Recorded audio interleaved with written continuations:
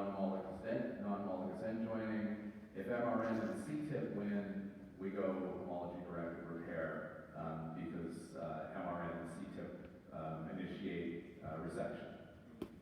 So in the field, this gets referred to as pathway choice.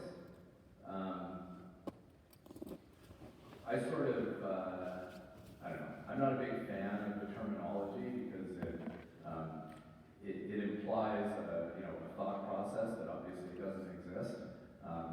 At the molecular level, it has to be about affinities and concentrations and ...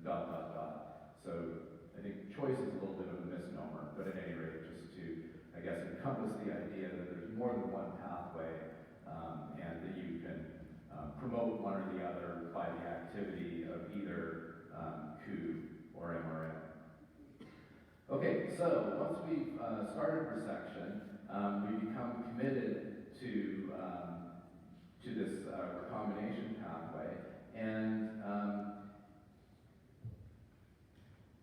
if homology is not found, resection basically just continues until the break is actually repaired. So resection becomes progressively more extensive. This is catalyzed largely by an exonuclease called XO1, and this can be massive amounts of resection, like 50 kV plus. And basically, it just proceeds at about 4 kV of resected nucleotide per hour until a repair template is found. So you can kind of monkey with this experimentally. If you engineer a system where you have a break, but there's no repair template or no homologous sequences in the genome, you can observe resection essentially going on forever at this sort of moderate rate of 4 kV an hour. So we're making single-stranded DNA. What happens to single-stranded DNA? In a cell? Exactly. So single-stranded DNA always becomes rapidly bound by RPA. So that's what's drawn here. So the resection, basically, there's a short-range resection catalyzed by MRN and CTIP. This is followed by more extensive resection by XO1 until a repair template is found. During this process, the single-stranded DNA does not remain naked. It is coated by the single-stranded DNA binding protein RPA.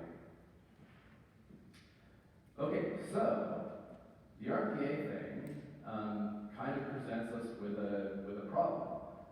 The homology search is conducted by a complex of Rad51 and single-stranded DNA. But our single-stranded DNA is coded with RPA.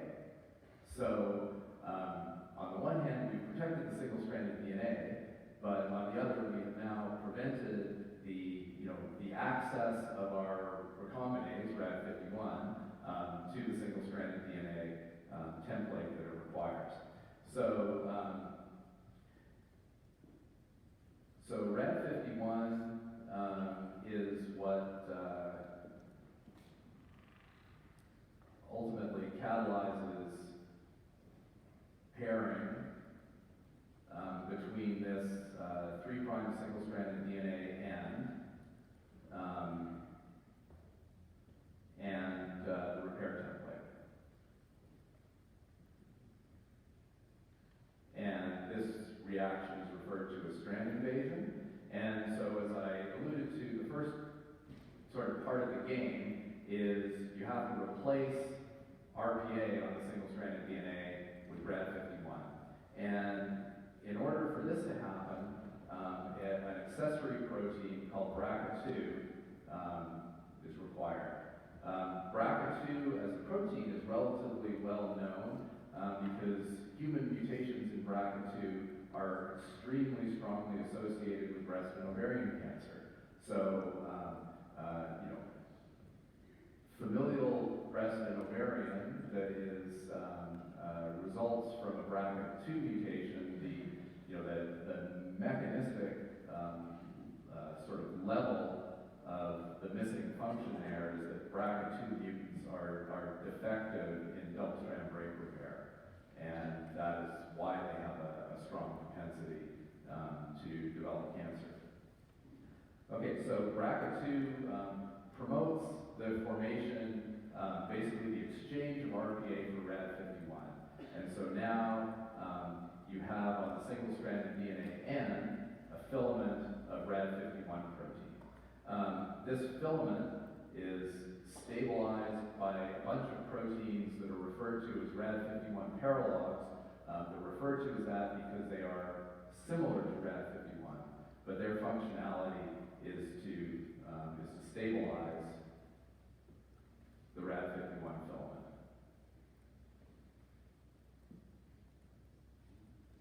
So this RAD51 single-stranded DNA filament then is what conducts the search for a homologous template and catalyzes strand invasion and then annealing of the 3' DNA with the template. And that's what's illustrated here. So we have our 3' end coated with RAD51. What has happened is that the RAD51 filament has inserted itself into the double-stranded DNA. It has displaced the strand that is identical in sequence to it, and it has become annealed to the complementary strand. Okay? So this is a strand invasion intermediate. It is typically referred to as a D-loop, and that just means a displacement loop. So you've inserted a single strand into double-stranded DNA and displaced a loop of single-stranded DNA. And of course, single-stranded DNA gets protected by RPA, and now what you present is essentially the DNA polymerase substrate that we've seen over and over again, right? Like I could draw this as a piece of DNA with another piece of single-stranded DNA annealed to it, and a 3' hydroxyl. And so, of course, this is a perfect substrate for binding of the clamp loader RFC, subsequent loading of PCNA, and then polymerase delta. And so this strand invasion intermediate presents a DNA polymerase substrate that can be extended by DNA polymerase delta. And it looks pretty much like the replication machinery that you see at a replication fork in the PCNA is involved. And since PCNA is involved, you've got to have a clamp loader as well. One other thing that occurs in this sort of transition between strand invasion and then extension of this 3' end is that in order for the polymerase to access the 3' end, you have to kind of get rid of some of the RAD51. And that is thought to be just sort of largely a steric problem, that when RAD51 is bound up with the single-stranded DNA, the polymerase can't really access the 3' hydroxyl. And so there's a protein that's called RAD54, and what RAD54 does is that it sort of disassembles, I don't know how to spell disassemble, it disassembles the RAD51 filament, and the goal of that is to allow the DNA polymerase access to the 3' end.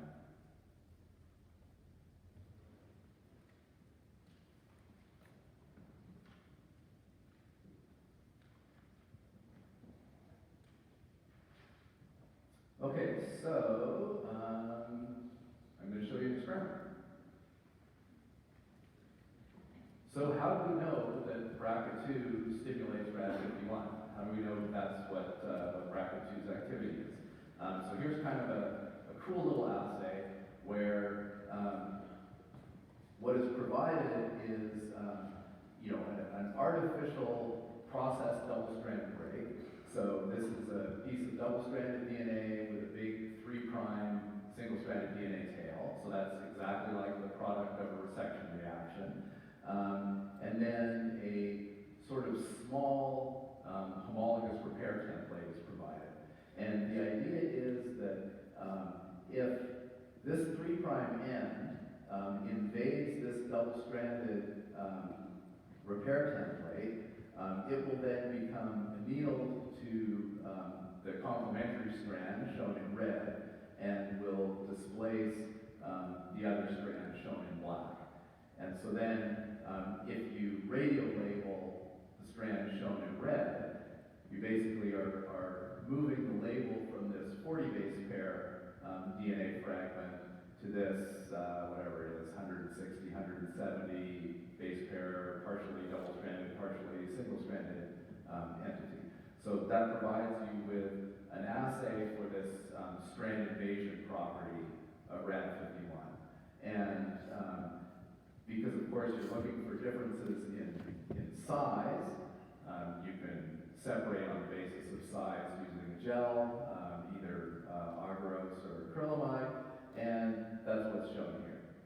So in terms of what lanes are what, as is tradition, first lane is a negative control. It's basically no protein, so just the substrate, and you can see that most of the substrate is migrating as this 40 base pair thing, and there's essentially nothing migrating in the slower position, which would be the strand invasion product.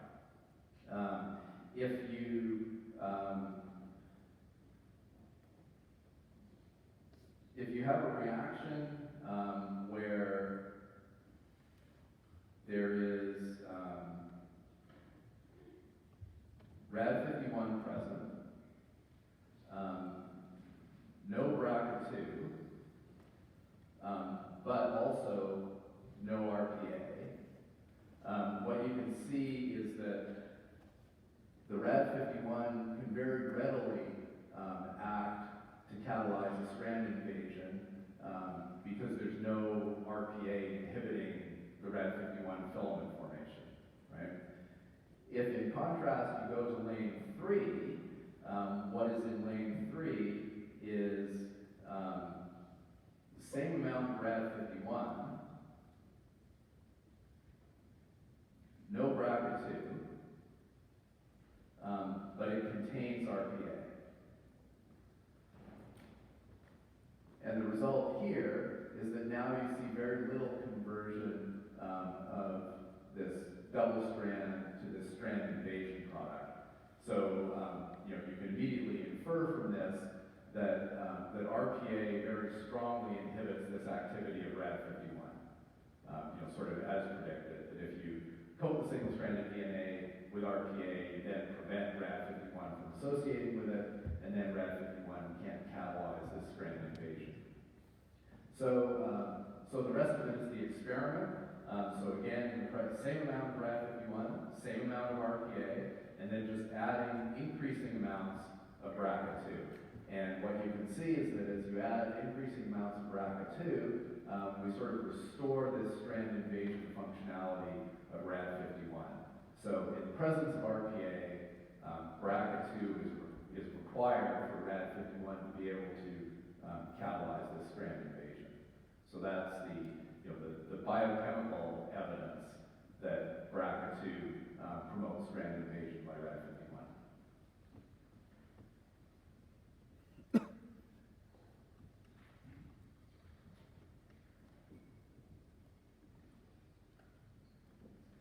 Okay, a few words about non-homologous end joining.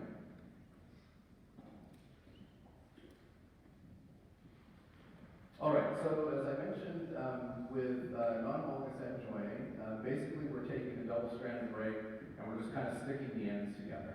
And in an ideal scenario, this can happen in the absence of any processing of the ends, but in reality, it's typical that some end processing occurs.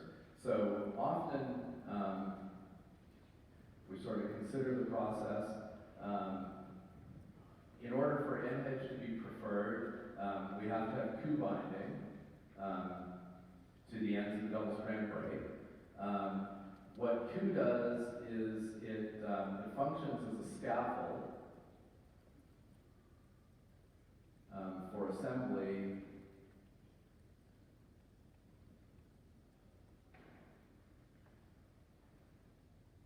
of a bunch of NH proteins that I'm not going to bore you with.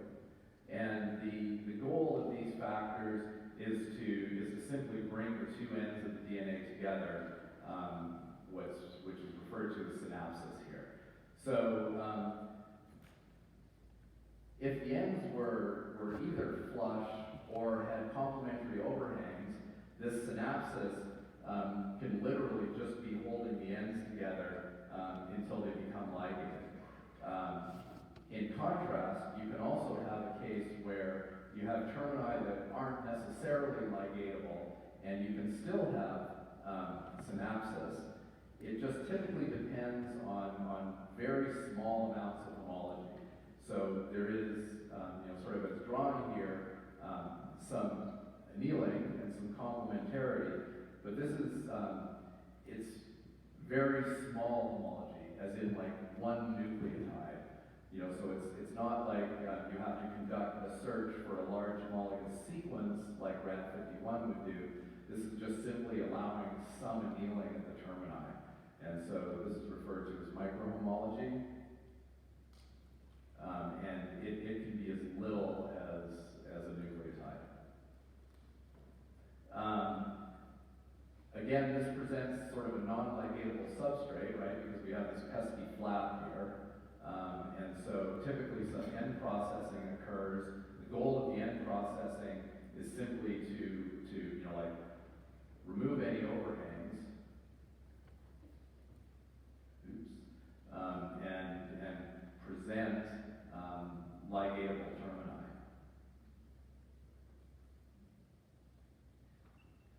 So removing flaps, filling in short gaps such that only nicks remain. And then, of course, this is a substrate for DNA ligase, which can then seal the break. Okay, so what I want to show you here is just a couple of ways, and this is simply an example. I'm sure you can imagine many different ways in which synapsis of two pieces of double-stranded DNA could result in small insertions and deletions. So this is simply an example. In this particular example, I think you can see that the ends of this double-stranded break are actually complementary, right? So option one here is that the complementary sequences anneal, and you basically restore the original DNA sequence of the break. However, if you have a synapsis event that is relying on microhomology, so the example that I'm showing here is a microhomology of one nucleotide, where you have the A base at the 3' end of this break annealing to a T that is one internal to the 3' end on the other strand. And what happens if you sort of follow this, okay, so we have to make this ligatable, we would have to remove this T, we would have to polymerize a C and an A off of that 3' end, and we would have to polymerize a G, T, T off the other end. And now if you compare this, the original sequence, which was AACA, we basically have a 2-base pair insertion. So this is an illustration of how an insertion can result just from sort of an incorrect synapsis event by non-homologous end joining, followed by processing of the ends to give ligatable termini. This illustrates an example of how you might get to a deletion. So in this case, this A is annealing to this T at the synapsis step, and so that produces 2 flaps.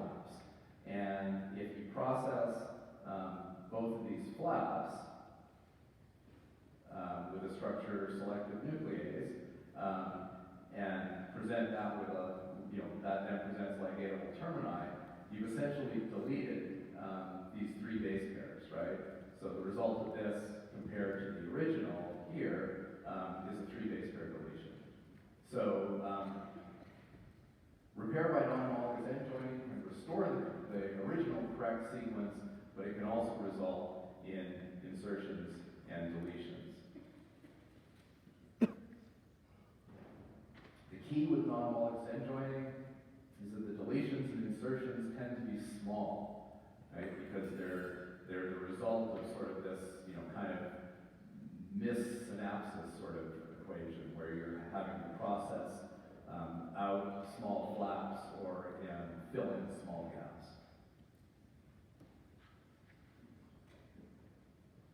Okay, so in the last couple of minutes of the first half, what I want to do is sort of transition into genome engineering, give you a little bit of rationale for why we bother, and then in the second half we'll discuss CRISPR-Cas in terms of how it functions and what potential outcomes of CRISPR-Cas-based DNA cleavages are. So, by way of introduction, just to sort of define the term, genome engineering typically refers to designing and constructing site-specific alterations in the DNA sequence, either in a cell or in an organism. I guess in terms of the science side of things, these sorts of engineering tools are super useful in our ability to analyze gene functions systematically, and they really form sort of the core of molecular biology because they allow us to design specific changes in a gene encoding, in most cases, a protein, to sort of query the relationship between the sequence of the protein and the function of the protein. So these are kind of, this is a sort of, structure function analysis. So, I don't know, just a random example might be, you have a DNA polymerase, you have a crystal structure for it, there are, some amino acids that you can see are in close contact with the incoming nucleoside triphosphate. And you want to probe whether that functionality or that binding pocket is important for the ability of the DNA polymerase to function. One thing that you could do is mutate the DNA polymerase, or the gene encoding the DNA polymerase, and assess what effect on the DNA polymerase function it has. That could involve, purifying the mutant protein and asking what the effect is on the protein's enzymology. It could involve looking cellularly at what the effect, like on the metabolism and life cycle of the cell is in the presence of this mutant protein. So these sort of structure function analyses are really at the heart of our ability to dissect, what the function of specific genes and proteins are. So this is a very, very important tool in understanding basic biology.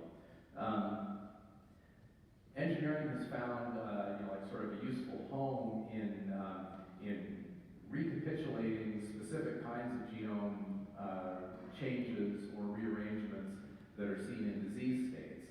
So, I guess one example of that would be, there are particular families of leukemias that have a very diagnostic chromosome translocation. You can reconstruct that chromosome translocation in a model system, say a cell line, to enable you to study the effects of that particular rearrangement. In a therapeutic sense, there's a lot of interest in genome engineering because, of course, the basis of many human diseases is genetic, and there are at least some diseases where the basis is monogenic, such that it could afford an opportunity to therapeutically correct errors.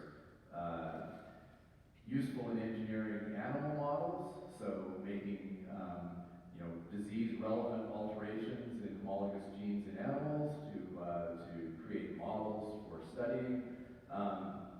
There's a lot of interest in all kinds of sort of biotech realms in terms of engineering disease and insect resistance. There's a sort of, I'll call it semi-powerful because it's definitely overhyped, but there's a sort of genetic thing referred to as a gene drive where you can actually use engineering to eliminate unwanted organisms from an ecosystem even. Okay, so these are some of the things that one can do with genome engineering. The beginning of genome engineering was very simple, and it was first accomplished in eukaryotes in budding yeast. And what the first sort of instances of genome engineering involved were either inserting or replacing DNA sequences in the yeast genome. And I guess sort of to make a long story short, what was found is that if you consider that the blue is the chromosomal locus, and the red is a recombinant DNA molecule that's been artificially introduced into the yeast cell, the cell essentially sees the ends of this molecule as double-strand breaks. Because all it knows is, here's a double-stranded end. I'm either going to bind it up with Ku or I'm going to process it with mRNA and CTIP. And so it happens that yeast greatly prefer homology-directed repair. They hardly do N-edge at all. So this just fortuitously turned out to be a good system for these kinds of studies. So you have double-stranded ends. The first thing that happens is that you resect them, right, to produce these 3' single-stranded DNA overhangs. These then are, of course, substrate for assembly of Rad51 filaments, and these Rad51 filaments can then conduct a homology search and perform a strand invasion. And the outcome of this strand invasion in this instance, once you go through sort of the double Holiday junction formation and resolution, is a gene replacement.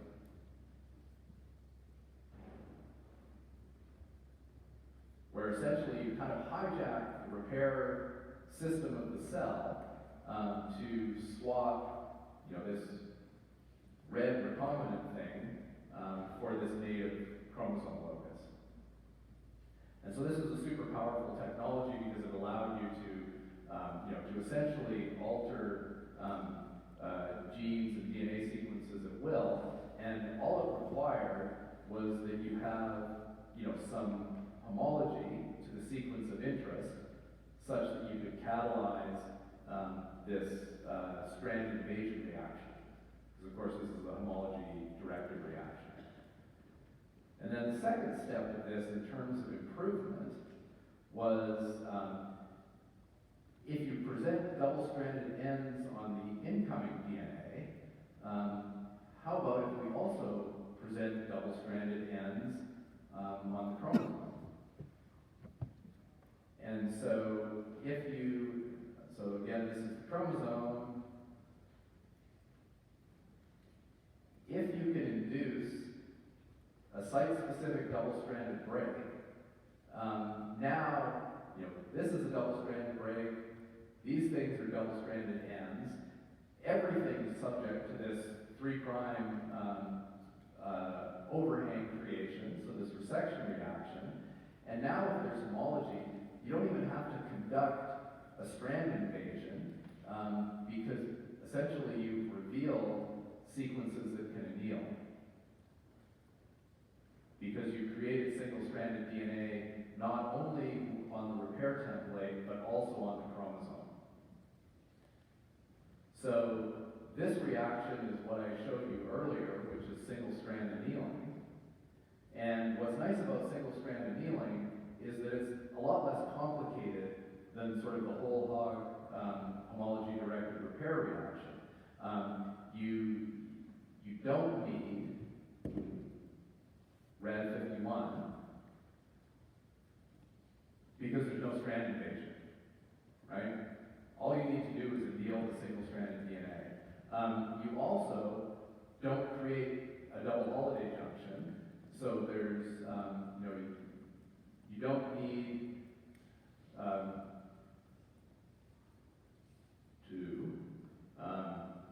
to go through a whole double holiday junction resolution reaction. All you need to do is a little bit of flat processing, perhaps, and then this is ligable. So this process works at very high efficiency, and the key to being able to carry out this process is you have to be able to do this. You have to be able to make a double-stranded break at a specific location. And so the key to genome engineering is the ability to make a double-stranded break in whatever target you're interested in, such that you can promote this repair reaction efficiently. So the engineering part is the site-specific double-stranded break. The rest of it is just normal endogenous cellular double-strand break repair. Right? So the engineering is really just the creation of the break. Okay, so as you might imagine, the current favorite method of creating a site-specific double-stranded break is to use CRISPR-Cas. So let's take a short break, and I will continue with how CRISPR-Cas works.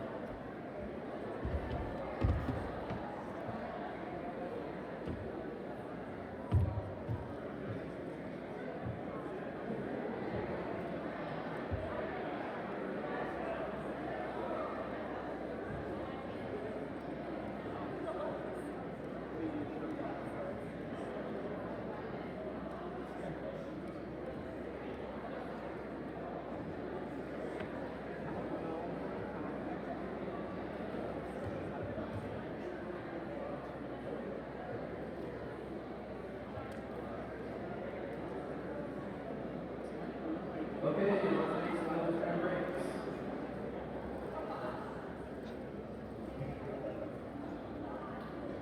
So, just as sort of a preamble, CRISPR-Cas as a system is super interesting. The biology of what it is, how it works, how it's constituted, how it was discovered is all extremely, extremely fascinating. You could spend easily a course on it. I'm only going to talk about using CRISPR-Cas to make double-stranded breaks, so we're just going to kind of treat it like it's some magical enzyme dropped from the heavens. But of course, it has a biological purpose.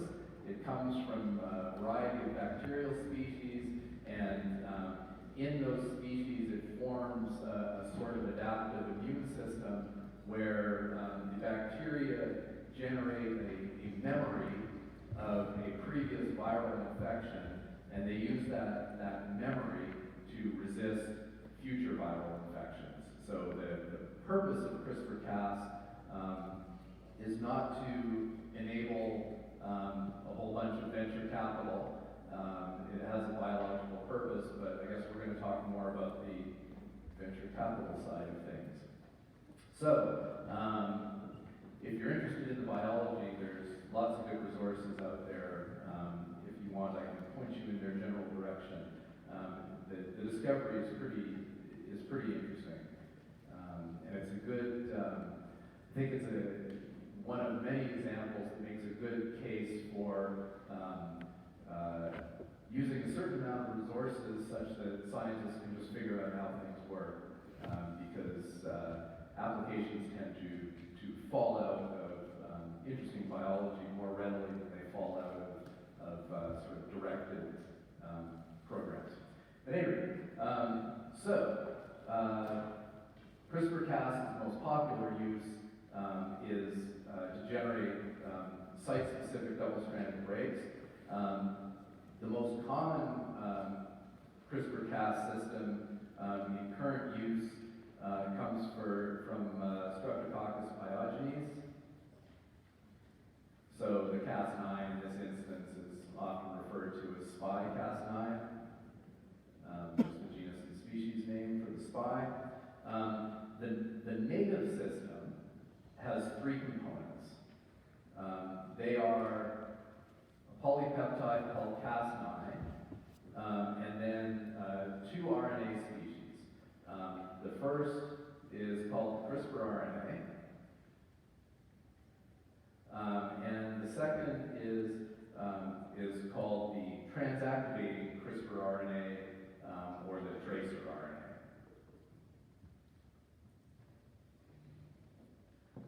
And basically, in combination, the CRISPR RNA provides the specificity for the cleavage event. So the site, the DNA site selectivity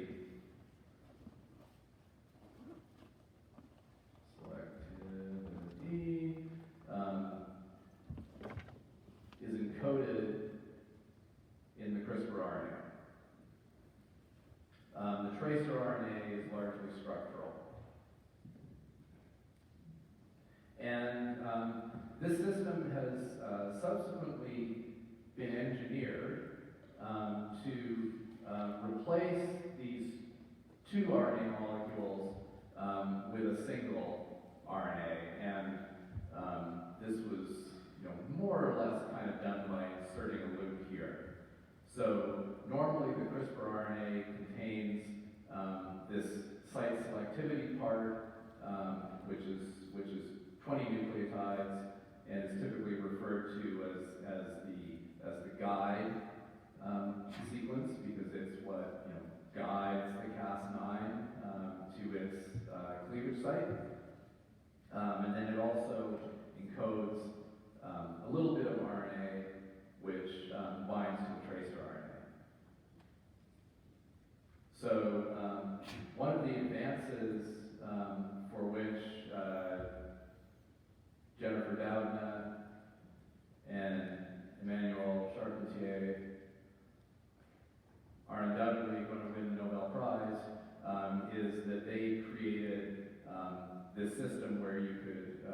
fuse the two RNAs into a single chimeric RNA that provides the same functionality.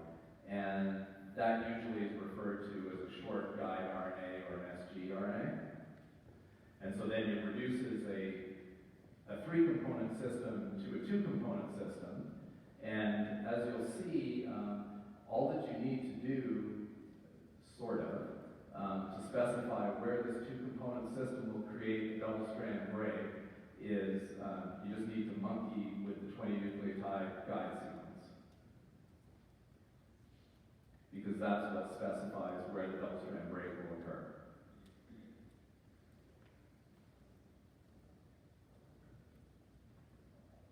Okay, I'll step through this a bunch of times, but first pass through as sort of a light version. When Cas9 is engaged with the guide RNA, that molecule or that protein RNA complex is then competent to scan double-stranded DNA, and when it's scanning the double-stranded DNA, what it's looking for is a three-nucleotide sequence that is referred to as the PAM. PAM, in case you're wondering, stands for Proto-Spacer Adjacent Motif, and that will only make sense if you go look at how the whole CRISPR-Cas system is set up in bacteria. Suffice to say, each Cas, each type of Cas has a preferred PAM sequence. In the case of SPY Cas9, it's NGG. And so what the protein RNA complex does is it scans double-stranded DNA looking for a PAM sequence. When it finds the PAM sequence, it then asks whether the DNA sequence adjacent to the PAM is complementary to the guide RNA.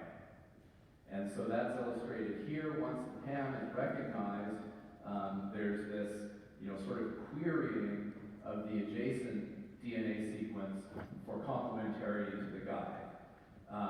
If there is extensive complementarity over the 20 nucleotides of the guide sequence, this promotes an unwinding of the double-stranded DNA. So that's shown here. We have the target strand of the double-stranded DNA is annealed to the guide, and then the non-target strand is displaced, sort of as a displacement loop, similar to what we saw with strand inhibition.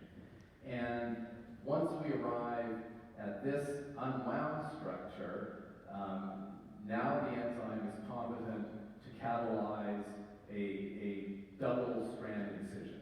So in the case of SPY Cas9, the incision is blunt-ended, and the backbone cleavages happen 3 nucleotides, 5' of the PAM. So the PAM is here, 1, 2, 3 nucleotides upstream. The non-target strand is, as we'll see in a moment, cleaved by a endonuclease domain that's referred to as RUB-C, and the target strand is cleaved by a nuclease domain referred to as HNH. So concerted double-strand cleavage results in a double-strand break, and now we have catalyzed a double-strand break at a target sequence. So a couple of things to keep in mind. Like you can program this very precisely by changing the sequence of the 20 nucleotide guide, right? Like that makes a certain amount of sense. You can specify whatever sequence you want. It is, however, limited by the presence of a PAM. So your target sequence, in whatever genome you're trying to cleave, has to be adjacent to a PAM sequence. So that does limit to some extent, the selection of potential sites for cleavage by SpyCas9, because you absolutely have to have this PAM site adjacent. There's a couple of ways that people try to get around this. One is that Cas9s or Cases from other bacteria have different PAM sequences, and it is also possible to engineer SpyCas9 to change the specificity of its PAM sequence. So there are some strategies for, making a broader number of sites or potential cleavage sites accessible to CRISPR-Cas. Okay, so let's have a look at the protein. Okay, so what I'm showing you here are a couple of structures. On the left is SpyCas9 in the apostate. So this is just the protein, no guide RNA bound. And on the right is also SpyCas9. It is bound to a guide RNA shown in sort of yellowy orangey, and a target strand that's shown in blacky purpley. So I think the first thing that is evident, I hope, is that the engagement of the guide RNA results in a huge, huge conformational change in the Cas9 protein. And it really moves things around. So to orient you, as I mentioned, there are two nuclease domains in Cas9. So two nucleases. One is HNH, which is here in green, and the other is referred to as RUBC, which is here in blue. In the apostate, so without a guide RNA bound, there's a couple of sort of interesting structural properties. First is that the HNH domain is not in its proper catalytic conformation.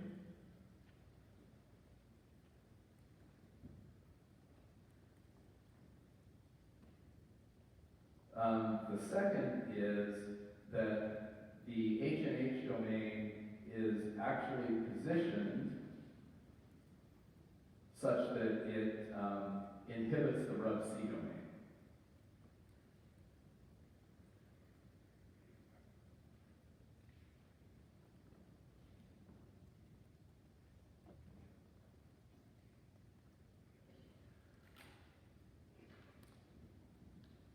So if you had to guess, would you guess that the apostate is capable of cleaving double-stranded DNA?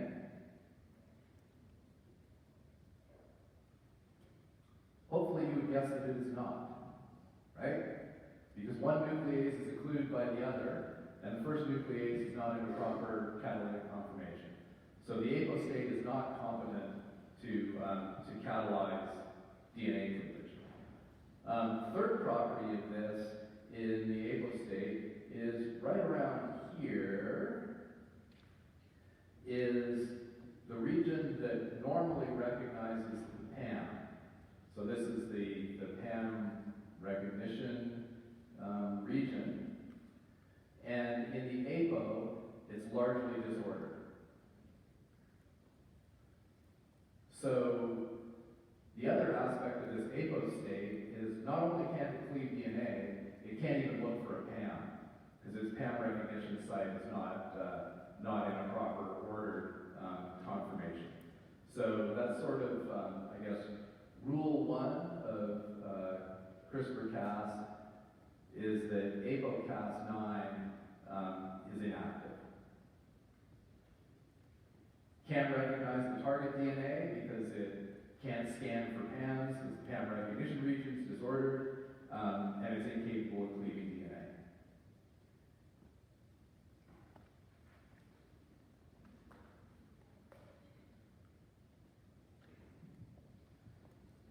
So what about when we go to the apo state? So as I mentioned, the binding of the guide RNA triggers a very large conformational rearrangement, which I hope you can see. These two things don't even look like they're the same protein. And what this does is it converts the Cas9 from this inactive apo state into a form that's competent to recognize DNA. And so the sort of key to this sort of recognition is sort of twofold. One is that the rearrangement creates a channel that is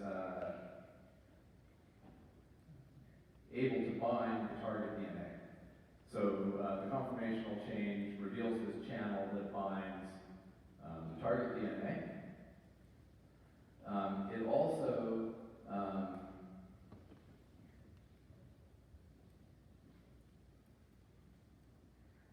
orders the PAM recognition region.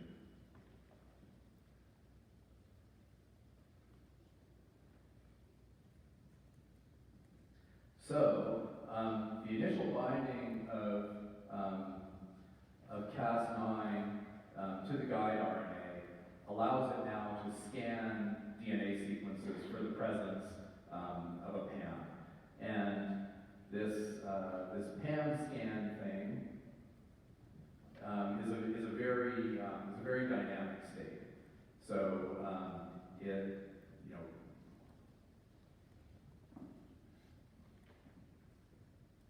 rapidly binds and dissociates from DNA, and once it finds a PAM, then it can catalyze unwinding of the duplex.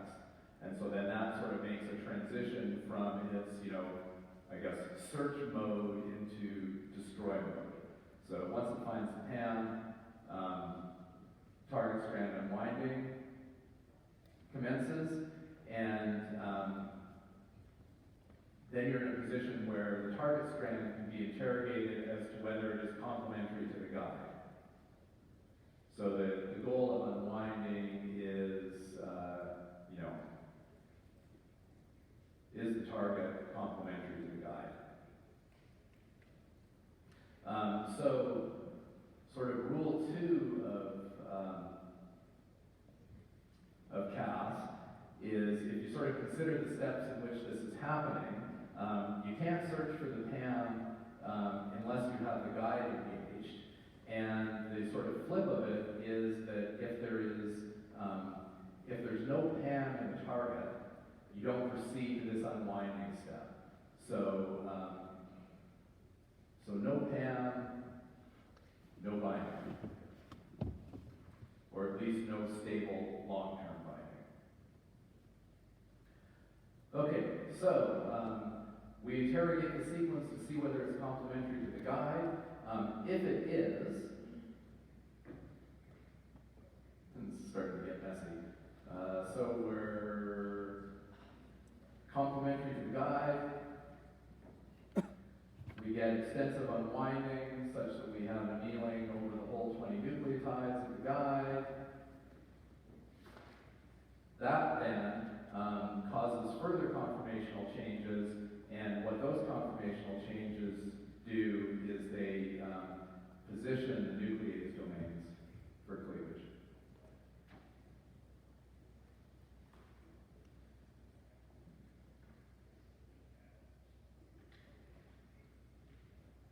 Okay, so we engage the guide, we have a conformational change that creates a channel and allows us to search target sequences for a PAM.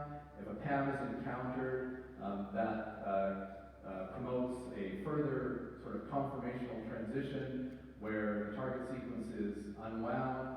If the target sequence is complementary to the guide, that promotes sort of final conformational changes such that Cas9 reaches its ultimate active state and catalyzes cleavage of the two strands.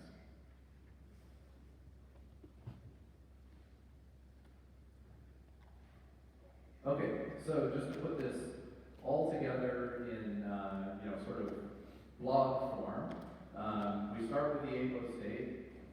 The apo state is inactive because the H and H is not in its proper conformation. The H and H is blocking the RUB-C domain, so that's all sort of over here, and the PAM recognition region is disordered. When we engage the guide, now we're in a position where the enzyme complex is capable of scanning for target sequences, and what it's looking for is a PAM. If it finds the PAM, then we start to transition to this unwinding form. The unwinding starts proximal to the PAM and moves away from it.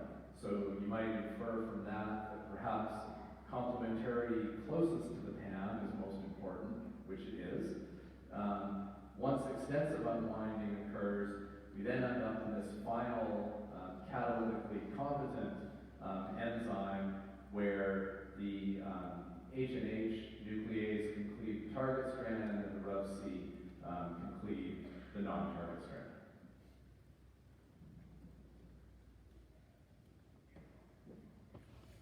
And that is it. All the hype, all the excitement, all it does is make a double-strand break. So anything engineering-wise that happens is happening through the normal cellular DNA double-strand break repair processes, right? All CRISPR-Cas does is make the break. So any alterations to the sequence, engineered or otherwise, occur by virtue of the repair processes.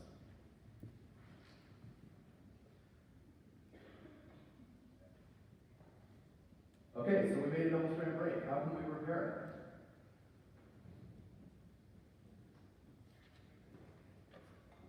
Probably at least two possibilities, right? We could do non-homologous end joining, or we could do homology-directed repair. So if we do non-homologous end joining, so we're going to say we're going to bind two, we're not going to resect anything, we're going to do end hedge. There's a few possible outcomes, right? One is that the ends of the double-strand break could synapse accurately, become ligated, and the original sequence that was present will be restored, right? So what happens if you do that?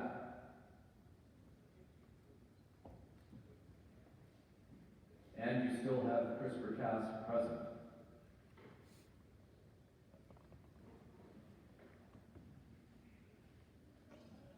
Yeah, it's going to cut it again, right? Because all of the DNA sequence elements that specified its original cleavage are still there. So it's going to cut it again. If, by contrast, you have a scenario where you have one of these sort of kind of inaccurate synapses, such that you insert or delete a few nucleotides, what then is going to happen in the presence of CRISPR-Cas?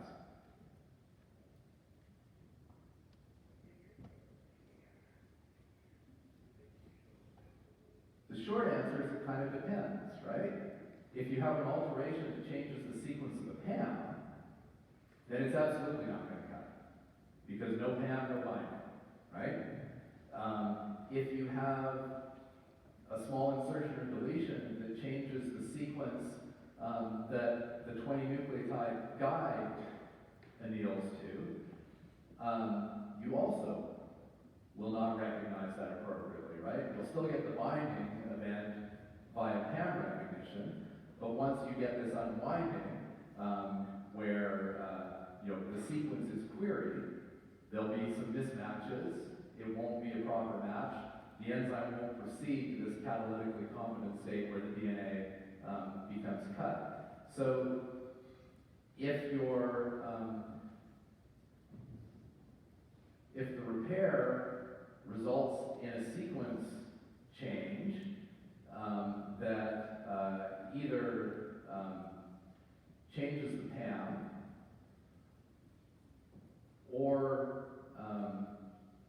20 nucleotide sequence that the guide is targeting.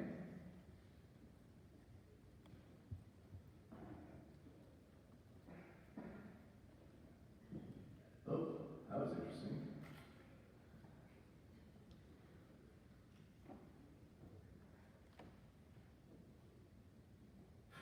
I wish I knew what happened. Margin muted.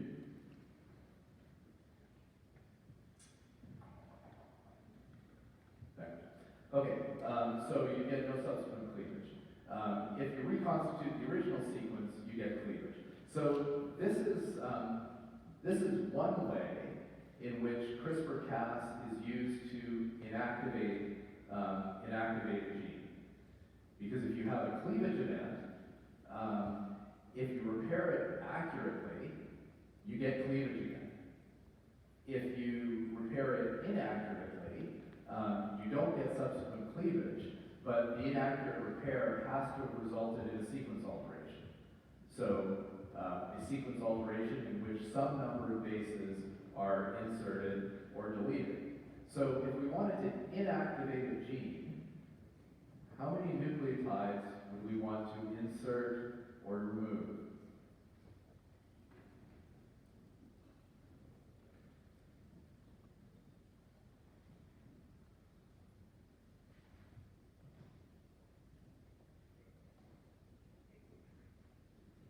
What happens if we delete 3 nucleotides?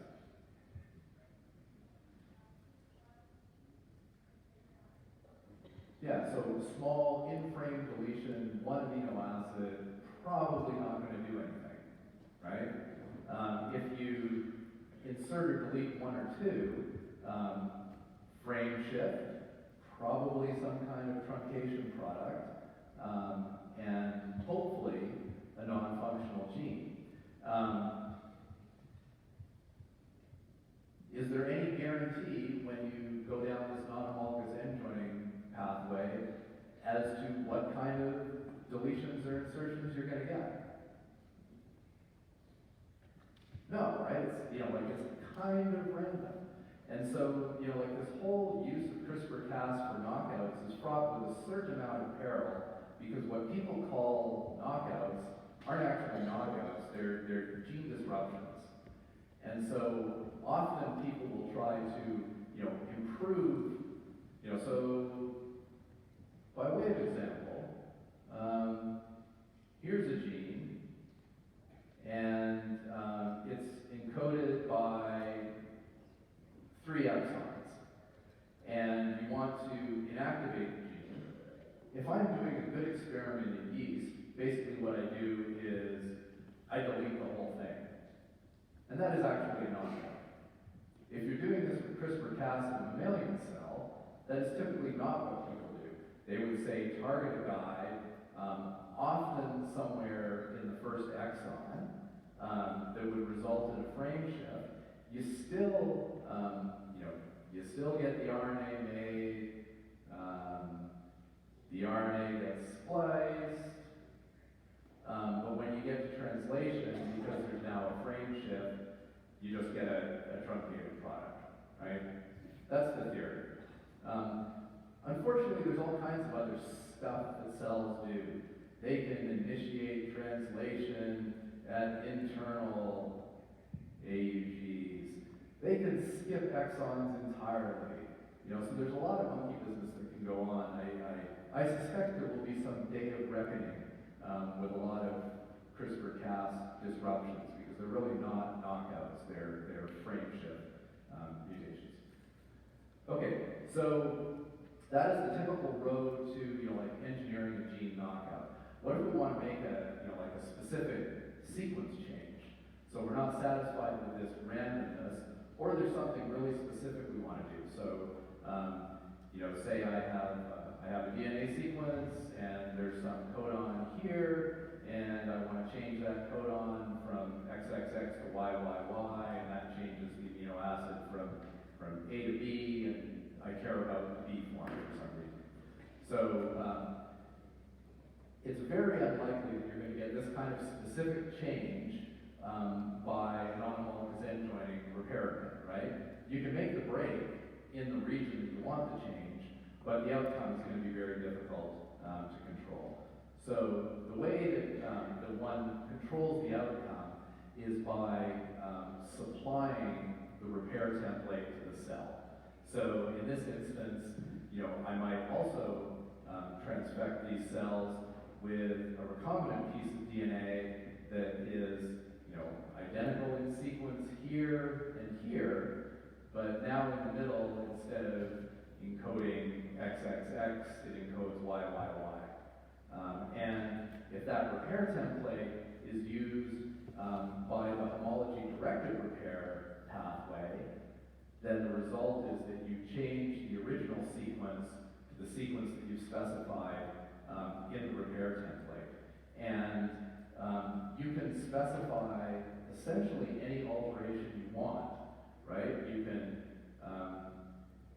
you can change codons, so you can change a DNA sequence to another DNA sequence of the same length. You can insert DNA. So if you wanted to, insert sequences encoding a fluorescent protein tag, you could design your homology or your repair template such that there's, homology to promote the strand invasion on the ends, but in the middle is, DNA sequences for GFP sake. And then the result at the end of the day with the repair event that you want is that the GFP encoding sequences become fused to your gene in situ. You could use it to delete regions, right? So same sort of way, if you have, like if normally the region is like this, and you give it a repair template that is, kind of shorter, but has homology here and here, the end result of the repair reaction is a deletion of the intervening sequence. So in this way, you can use homology-directed repair to promote specific sequence alterations rather than the sort of more sort of stochastic alterations that you get through a non-homologous end joining process. So on the one hand, recombination or homology-directed repair has potential for great precision, because by providing the repair template you want, you can specify the alteration. The hitch in mammalian cells is that HDR is inefficient. So mammalian cells greatly prefer to do non-homologous end joining as their root double-strand break repair. So the result of that is it's a lot easier to inactivate a gene via an end hedge repair than it is to alter a gene specifically via a homology-directed repair event.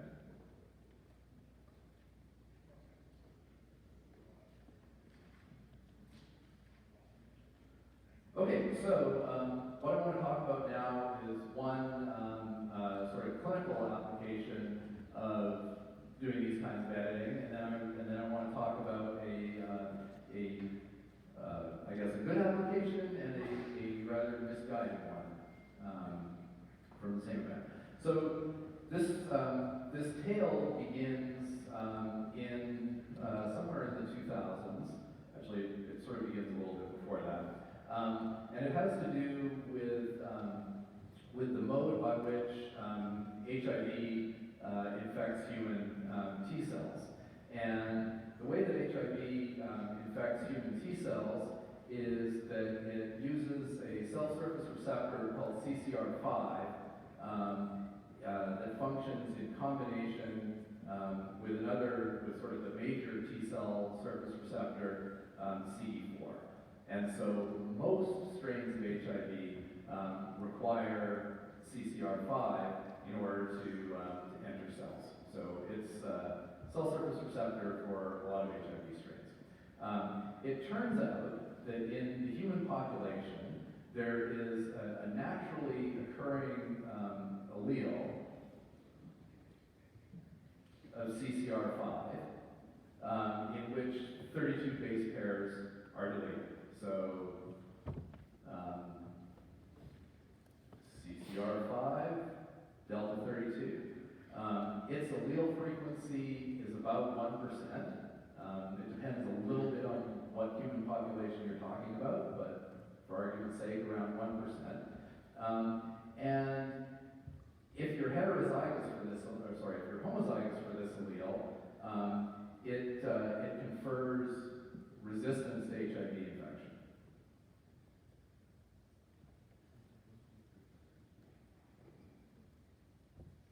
And so in 2009, an HIV patient was essentially cured of HIV, and the mode of the cure was that you have an HIV patient, you have a stem cell donor that is at least reasonably matched to the recipient, and it just happened that this stem cell donor was delta 32, delta 32. So homozygous for this allele of CCR5. And when the patient was reconstituted with stem cells from the delta 32, delta 32 donor, the patient now was HIV resistant. So if you extend the idea just a little tiny bit, it's not that complicated to see how you might make this kind of thing into a treatment, right? Like in this instance, it depends on having a matched donor that is mutant for CCR5, right? So that's going to be rare. But if one had a means of editing the patient's own cells, you could imagine a scenario where you remove stem cells from the patient, you edit them to produce the CCR5 delta 32 allele, you reintroduce the edited population into the patient, and now the patient is resistant to HIV infection and essentially cured. So that's what's diagrammed here, sort of as a strategy. So you isolate and edit the patient's own cells. This is a somatic editing, right? In strong contrast to a germline editing. This patient will themselves be HIV resistant, but they would not pass that property on to their offspring, right? Because you're only editing their blood stem cells, you're not editing their germline. Okay, so that's an important distinction. So, would such a thing work? So here's an experiment where a group at UCSF took induced pluripotent stem cells, induced pluripotent stem cells. They introduced Cas9, a guide RNA for CCR5, and an HDR repair template encoding CCR5 delta 32. So to specify the deletion of this 32 nucleotide region from the CCR5 gene. They then took their successfully edited cells, they differentiated them to T cells. Actually, that's a lie. They differentiated them to macrophages. Some scientists. And then they infected with HIV. And then measured HIV replication. And they did this in comparison. They compared their parental differentiated iPS cells with the delta 32, delta 32 iPS cells. And basically the wild type is here, so they get HIV infection and propagation. Two versions of the mutant lines are here. They've essentially generated cells that are resistant to HIV. And so this exact approach now is being used in the clinic in a genome engineering sense. So the same idea: remove stem cells from the patient, edit in vitro, reintroduce the edited cells back into the patient. So that is currently in trial. So that's a pretty good use, right? Makes a lot of sense. Is, you know, treating patients that have a disease, and of course it's a serious disease, so there's a good potential for positive effect. So the bad version of this was if you decide to do a germline edit on a couple of embryos and then grow them into human beings. So why do I think that this is a bad idea? Let's maybe start with what, as near as I can tell, was done, and then we can talk a little bit about whether this represents sound scientific thinking. So, first step was they designed a guide RNA to recognize a region of CCR5 very near the start of the delta 32 deletion. So that makes a certain amount of sense. They introduced Cas9 plus guide into embryos very soon after fertilization, and then again at the 2-cell stage. They looked at the mutation at the CCR5 locus, and they also looked at a bunch of additional sites that they were concerned might be sort of off-target editing sites. They identified the CCR5 edits, implanted a couple of embryos, and grew a couple of humans. So, what's missing from their experimental workflow? Like what kind of repair of their CRISPR-Cas CCR5 double-strand break are they going to see?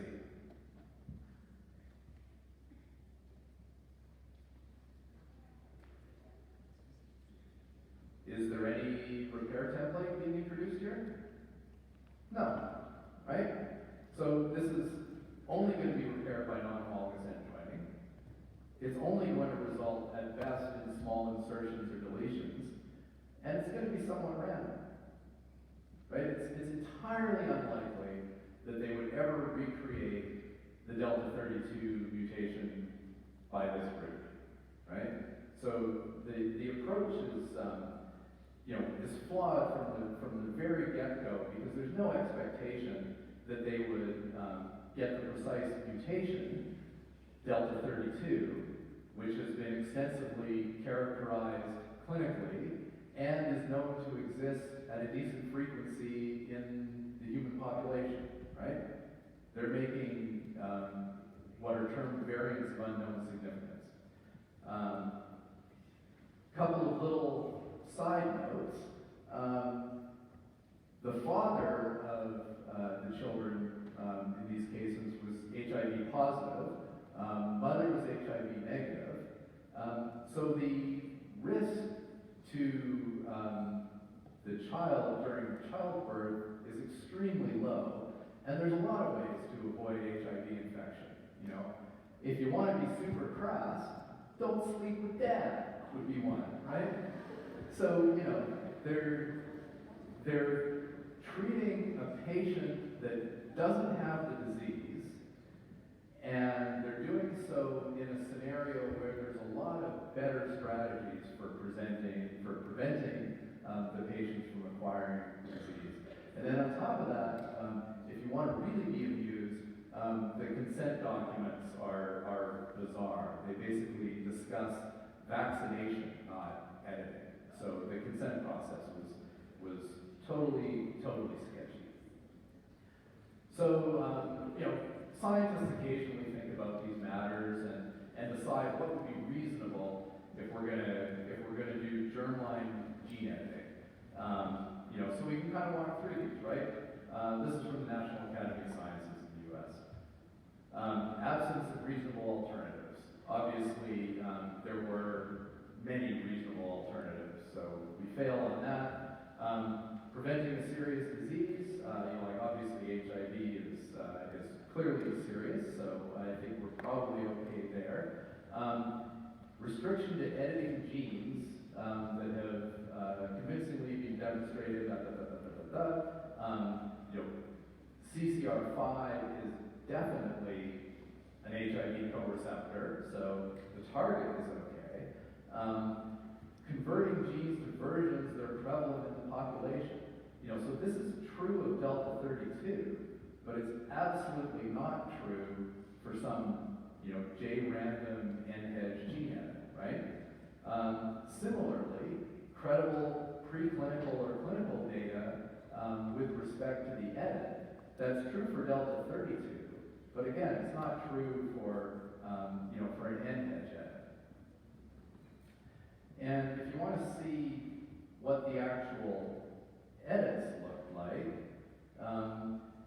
it's kind of appalling actually. So here's wild type, here's Delta 32.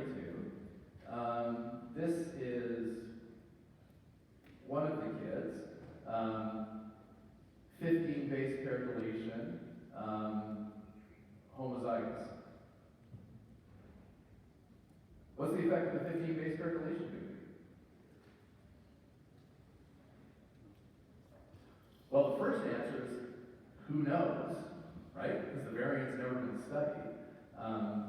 There's pretty strong potential that the receptor is still going to be made and is simply going to be lacking 5 amino acids. So, that's sort of a bizarre choice to even continue forward with if you were looking for something that would inactivate that particular receptor. The second child is either a het or a mosaic, one allele being a 4 base pair deletion, and one being a 1 base pair insertion. So it's exactly what you would expect, right? From a non-homologous end joining repair process, that you're going to get a mixed bag of small insertions and deletions, and it's not going to be particularly predictable. From a clinical perspective, they have created 3 alleles of CCR5, the significance of which is entirely unknown. And then sort of thought it'd be a good idea to, make that into a human. So, use your powers for good, I guess. All right, so that's double-strand break repair and CRISPR-Cas, and one story. I would just like to finish with this idea that language is a very powerful thing, right? If you call something genome engineering, it has particular positive connotations that calling it genome vandalism does not. But they both reflect the same thing, right? So something to keep in mind. Anyway, thanks so much.